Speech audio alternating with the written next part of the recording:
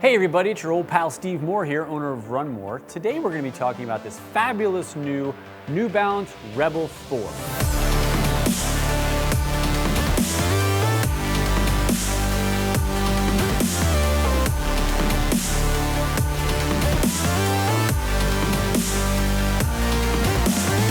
And hey, just a quick disclaimer, New Balance did not ask for our opinion on the shoes, they didn't give us these shoes, and they have no final say in anything that we're posting here today. As always, let's dive into some of the nitty-gritty specs on the new Rebel 4. The Rebel 4 is $140. On the men's side, it weighs 7.5 ounces, and on the women's, it's 5.9 ounces. The Rebel 4 has a 30mm stack height, a 6mm drop, and its upper is constructed of a new Phantom fit. The midsole is a blend of Pebax and Peba EVA midsole, with 20% being Pebax and 80% being using a Peba EVA midsole. And the outsole is covered with New Balance's proprietary rubber blend. The Rebel 4 is a mid-cushion neutral go-fast trainer. You know, it's really designed for somebody who's looking for a shoe that they can maybe do a little bit of everything in. If you're sort of a younger runner, you're running spring track, or if you're an old guy like myself that likes to run a little bit faster on your everyday runs, something that has a little more energy return to it, and then maybe you can also throw on your shoes, your feet, and go out to the track and do a couple speedy laps. It's a nice, all-encompassing, everyday trainer, which is really nice because you can have a shoe that's got that sort of normal EVA midsole. It's nice to put on something that has a little more bounce to it. And the way that this shoe is really thought of, it's a shoe that has that bounce that you can wear all the time. Shoes that we're comparing this to in the shop when we're pulling a Rebel is we're probably gonna pull something like the new Hoka Mach 6 or maybe the Brooks Hyperion, because they're all in that same performance midsole feel at a nice consumer price that can be used for a variety of reasons from training to racing. Now let's talk about what has been updated from the 4 to the 3. And if you're like me who've been ride or die with the Rebel, this is a massive update and just really, you know, there's sometimes those shoes in your life where you put on and like you remember it, like those shoes that really sort of transformed your running and how you thought about shoes. The original Rebel was such an awesome shoe. It is on my Mount Rushmore of shoes that when I got it, just sort of blew me away and I was so happy with it, and I love the Rebel line. It's a line that we carry and I pull as much as I possibly can, and I have been so excited about the Rebel 4. Now again, I'm trying to temper my expectation and enthusiasm on it, but just on a personal level, I love this shoe. And when you look at just the changes from 3 to 4, how unbelievably apparent it is. These are both the same size, you know, so it's pretty wild just looking at such drastic changes from this shoe. From the more premium midsole to the 3mm of additional stack height for cushion to the unbelievably interesting and unique look they had from version 3 to version 4. Again, it seems like small, little silly aesthetic updates, but some of the things that we found with the 3 have been affixed on the 4, and part of that specifically out of the gate was the fit. The 3 for us always ran a little narrow, always ran a little short, and quite honestly, so did the 2. So really, this shoe fits way wider and way longer. Not like to the point where you need to size back a half, but I think you can be more true on your sizing in the version 4 than you were in version 3. So keep that in mind when you're selecting your shoes. Also, for me, I have a wider forefoot. This change in the width of the forefoot has been so nice and luxurious. I got a chance to run 10 miles this morning in the new Rebels, and I loved it, and I put it on, and I was so happy with the fit. The other thing I noticed right away between the 3 and the 4 was how much more support there was in the arch. Here at the shop, if we had somebody who had any type of mild overpronation, if you put them in a Rebel, it was like their ankle was just touching the ground. Like there just wasn't anything there.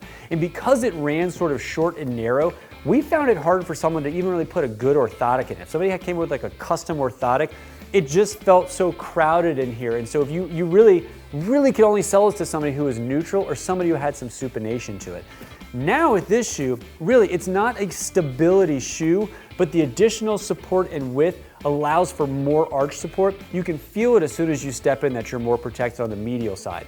And I think one of the things I always liked about the Rebel from either as version 3 or 2 or 1, tremendous supination support. And I think that's one of the reasons why I fell in love with the Rebel 1 immediately, was it had this, where I always called it a wing, where it felt like there was a little more width and volume on the lateral side.